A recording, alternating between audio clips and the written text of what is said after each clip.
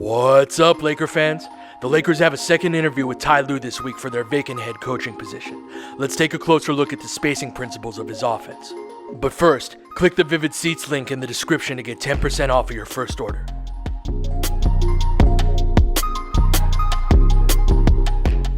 Lue utilizes 5-out spacing as the base of his offense, often placing 2 players in the corner, 2 players on the wing, and 1 player at the top of the key, with all of them behind the three-point line. These aren't rigid positions that the players have to stay in.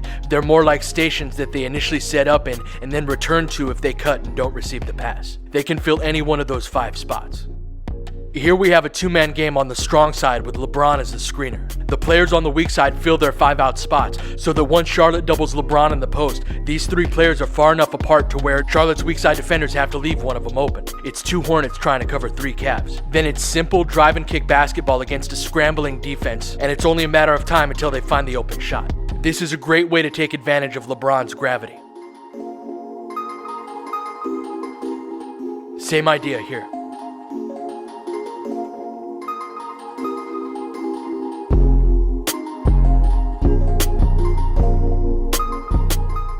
Five-out spacing removes congestion from the middle of the floor, which opens up driving lanes. George Hill penetrates here, but he doesn't like what he sees, so he kicks it out to the wing.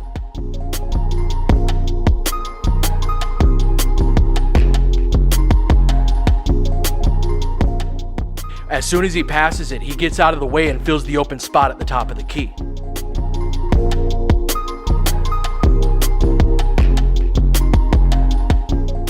Korver does the same thing after he doesn't get the ball after cutting here. It's important to continue to attack the basket when going 5-out, but players shouldn't hang out below the three-point line if they don't receive the pass, because their relocations open up opportunities for teammates.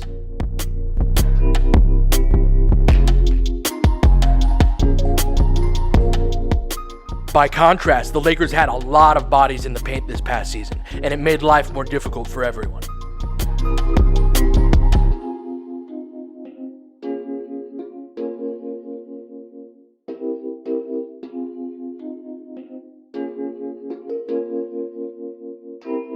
We know that LeBron thrives with this kind of spacing, but I think it would be great for Brandon Ingram too.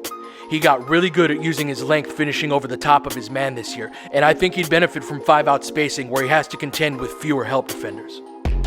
The incorporation of 5-out spacing is a key element of what Mike Budenholzer brought to Milwaukee this year, with both Giannis and the team taking a leap forward as a result.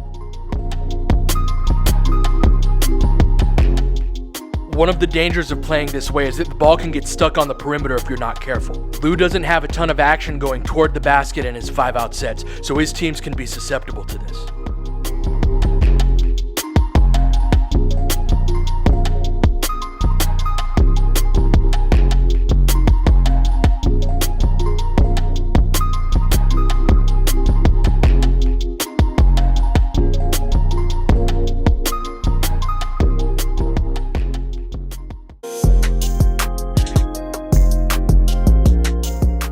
Ty Lue uses a lot of wide pin-down screens, both in 5-out situations and within other sets.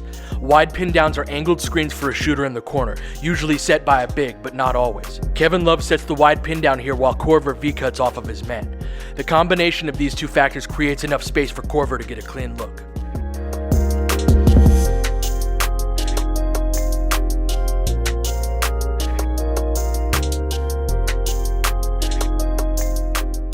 The Lakers didn't use these wide pin downs as often this past season as they did 2 or 3 years ago, at least not with one screener. Their most similar action was a stagger screen, usually for KCP.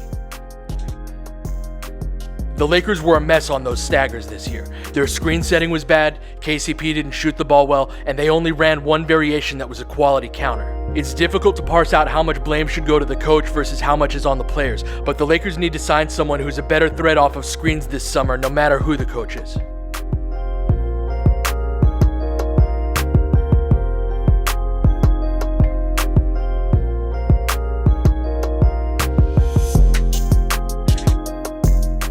Ty Lue uses staggers as well, but wide pin downs with a single screener are a lot more common in his offense. Options open up when you have that shooting threat, and Lue's teams are good at exploiting them. The player who's defending the screener usually has to show higher to make sure the shooter doesn't get a clean look, and that allows the screener to get behind the defense like Jay Crowder does here.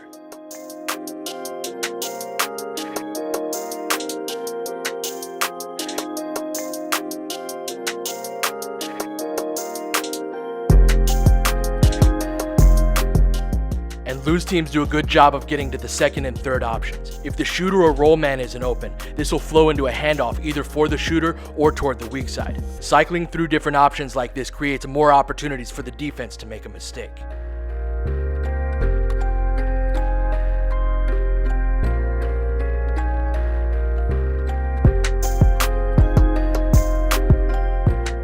Ty Lue's spacing principles and ability to get from one option to the next would represent a significant upgrade over Luke Walton's offense.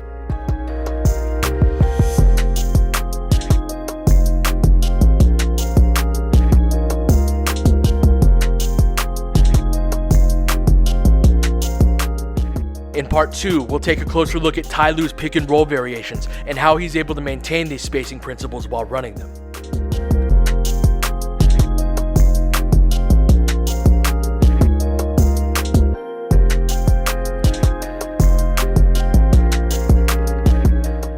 Laker Film Room is dedicated to helping you experience the Lakers and the game of basketball on a deeper level. If you'd like to support the work that we do, please click the Venmo or Patreon links below.